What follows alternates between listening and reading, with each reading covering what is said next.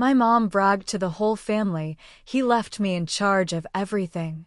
I let her gloat. When the lawyer read out the clause stripping her of all control, she turned pale and had to be helped to her seat. My dad was a quiet man. Reliable. Thoughtful. The kind of guy who made lists for everything, labeled cords in the garage, and had a binder with all our home insurance papers in it since 1989. He wasn't flashy. Didn't talk much in groups. But he listened. And he remembered things.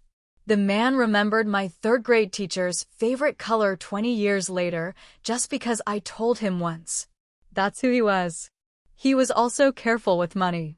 No debt, paid everything off early, saved smart. When he got sick, pancreatic cancer, everything changed in a flash. He went from walking 5 miles a day to barely making it up the stairs. But he still had that same calm energy, like he was already preparing, getting everything set so we wouldn't have to deal with chaos later. That's when the conversations started. The serious ones. When I'm gone, he'd say, and I'd feel my chest tighten, but I listened. He walked me through his will, his plans, what he wanted. Cremation. No big church thing. A quiet memorial. And then the estate stuff, who gets what, how it's handled, everything down to the damn lawnmower. I'm his only kid. But my mom? She was something else. She'd always been dramatic. Not in a movie star way. More like everything had to be about her. Someone else's wedding? She'd bring up her old wedding ring, just for fun. A funeral? She'd cry the loudest even if she barely knew the person. So when my dad started slipping, she made it all about her. Telling anyone who'd listen that she was taking care of everything, that he trusts me completely, that he said I'm the one to handle it all. She even said that in front of our cousins at a cookout 2 weeks before he died. He left me in charge of everything, she said, holding court like she was giving a press conference. I just stood there, sipping my soda. I didn't say a word. My dad asked me to keep quiet. So I did. After he passed, she ramped it up even more. Started going through his things like they were hers. Made a spreadsheet of items to sell. She even told the neighbor she was thinking of redoing the kitchen, since it's all hers now. It made me sick. But again, I waited. The will reading was at the attorney's office, a place in Syracuse. Brown carpet, fake plants, uncomfortable chairs. My mom showed up dressed like she was going to an award show. Full makeup, heels, pearls, the whole bit. My uncle came. A few cousins. I came too, sat quietly. She didn't sit. She stood next to the lawyer like she was his assistant. Then he started reading the will. It was standard stuff at first. Dad left specific bequests. Some cash to charities he supported. A watch to a friend.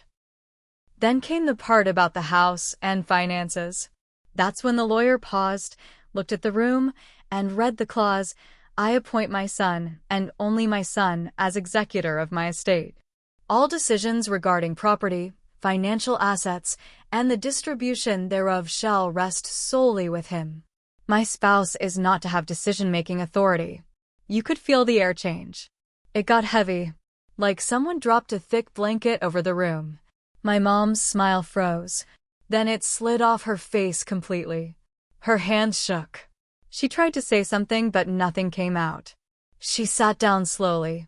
Then she reached for the chair next to her because her knees gave a little. My cousin helped her sit properly. She looked like someone had slapped her across the face. She stayed quiet the rest of the reading. When it ended, she didn't say anything.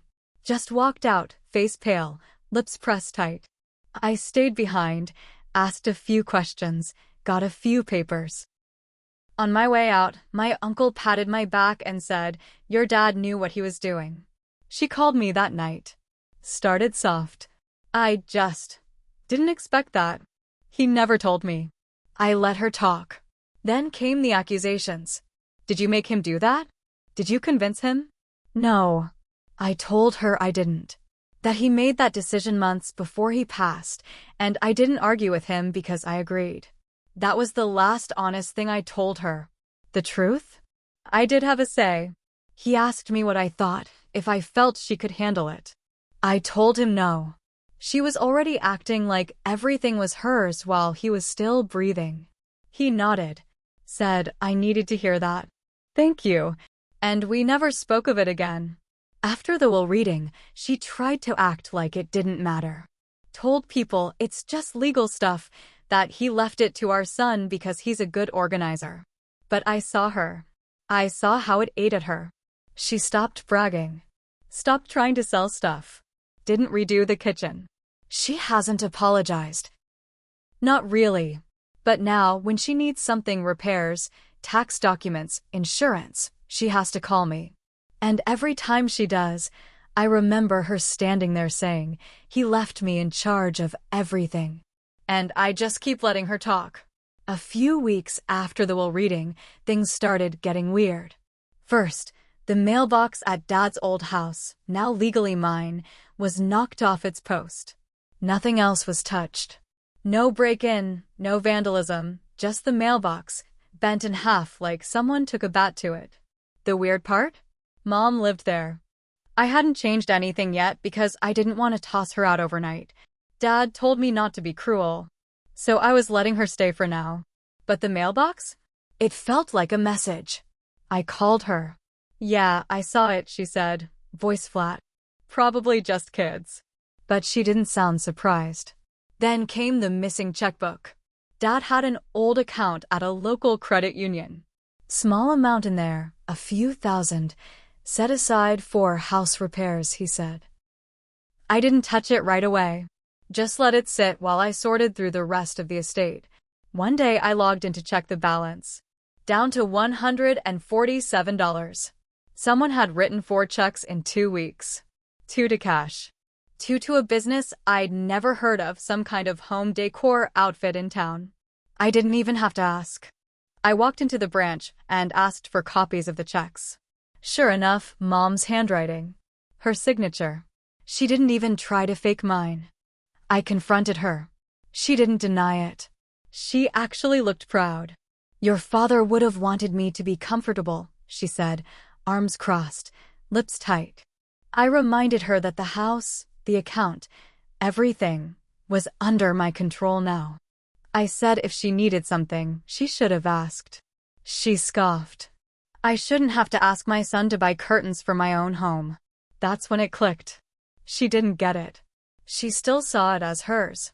Even after the lawyer read the clause. Even after the check fraud. In her mind, she was the widow, the rightful heir, the lady of the manor. So I made a decision. I gave her 60 days to vacate. I didn't want to do it, but I had to. If she was going to keep acting like the queen of the castle, she could do it somewhere else. She cried, screamed, told anyone who would listen that I was throwing her on the street. Relatives called me. A few told me off.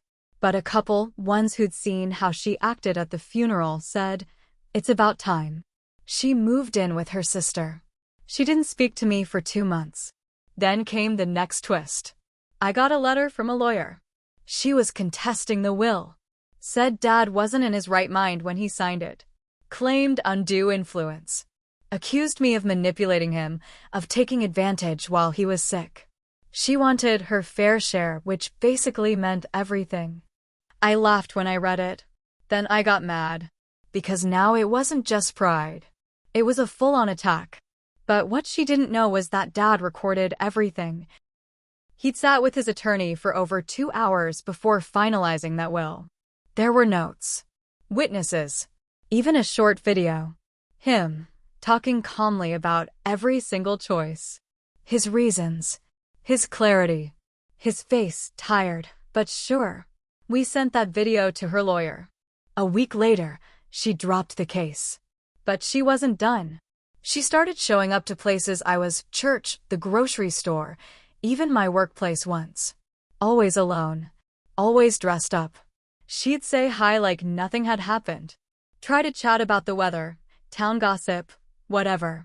And always with that tone like she was being the mature one, and I was the cold-hearted son ignoring his mother. I ignored her. Until one day, she showed up with a box. I found more of your dad's things, she said. I hesitated, took the box, closed the door. Inside, photos, letters, a few of his notebooks. But taped to the bottom of the box was something else. A flash drive. No label, just a piece of tape with my name written in Dad's handwriting. I plugged it in. There were 6 video files, all dated within the last month of his life. Each one was him, sitting in the study, speaking into a camera, talking about Mom. She's not a bad person, he said in one. But she doesn't understand limits. Never has. If you're watching this, it's probably because she crossed one too many. Another video was more serious. She may try to take more. She may try to rewrite the story. Don't let her.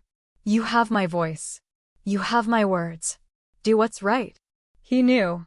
He knew she'd do this. He planned for it. That flash drive became everything.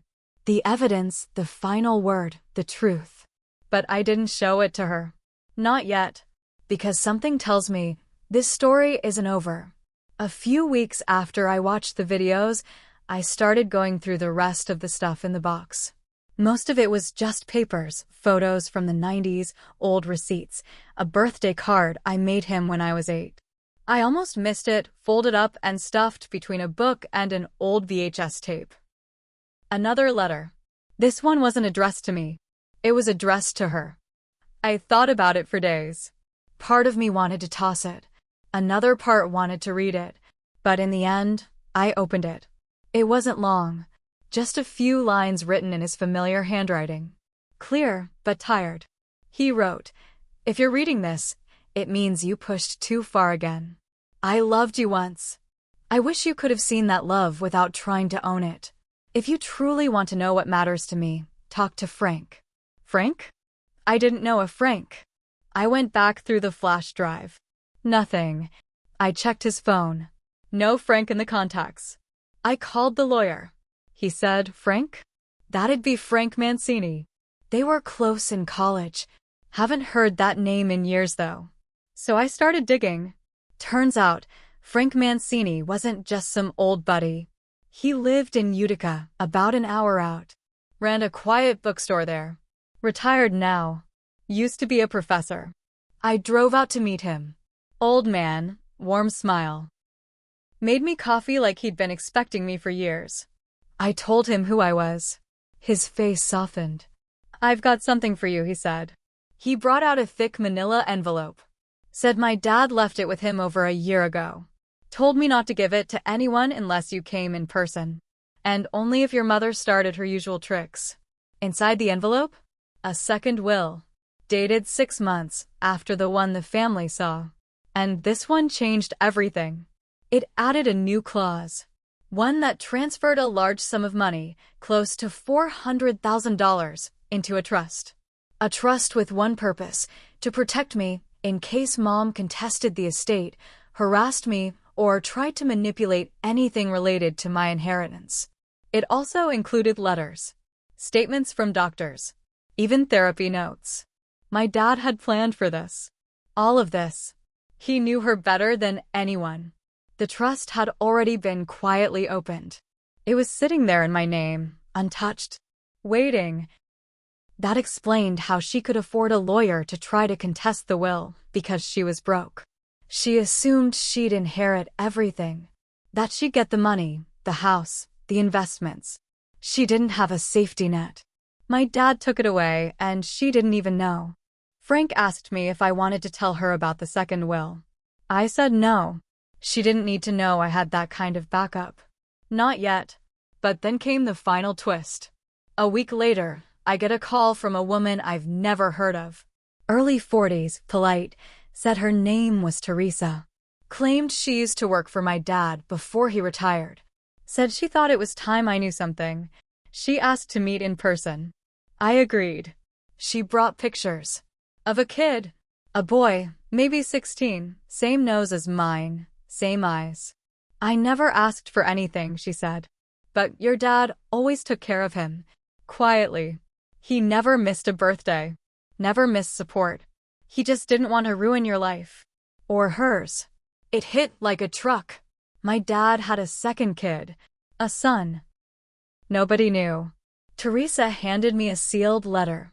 He wrote this to you, just in case. In the letter, he said he never meant to keep secrets forever. That the affair was a mistake, but the child wasn't. That he wanted to tell me but worried it would break the fragile peace in the house. Said he tried to make it right in private. And here's the thing, he left something for that boy too. Not in the public will, not even in the trust. But in a private fund Frank helped him set up. That kid? He's going to college next year. Fully paid for. All under the radar. My hands shook for an hour after reading that letter. I never hated my dad. I still don't. But everything I thought I knew about my family? It cracked. And now I have to decide, do I tell her? Because if she finds out he had another kid, especially during the time she thought she had him wrapped around her finger, it'll destroy her. But maybe she deserves it. I'm still thinking. Still waiting. Because I've got more than the house now. More than the trust, more than the documents. I've got the truth. And she has no idea what's coming. 2 days after meeting Teresa, I drove by Mom's place. She'd been living with her sister since she left Dad's house. The house I now owned. I hadn't gone inside since she moved out, just changed the locks and let it sit. But that day I had something else in mind. I called her from the driveway. I need to talk, I said. She came out like nothing was wrong, like we hadn't gone through months of betrayal, lies, and lawyers.